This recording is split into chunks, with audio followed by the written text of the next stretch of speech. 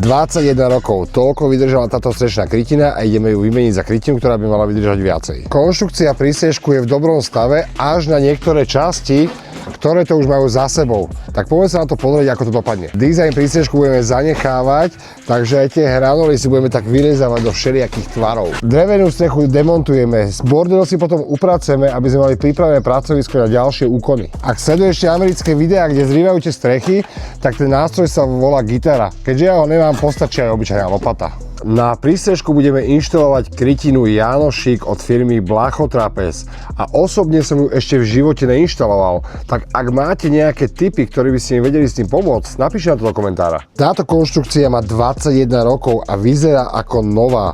Bude tu nové podbitie a potom tá strecha Jánošík. Šindel máme poupratovaný a ideme pracovať. Musíme makať, lebo za chvíľku bude pršať. Tak, ak chceš vidieť finálny výsledok, nezabudni nás sledovať.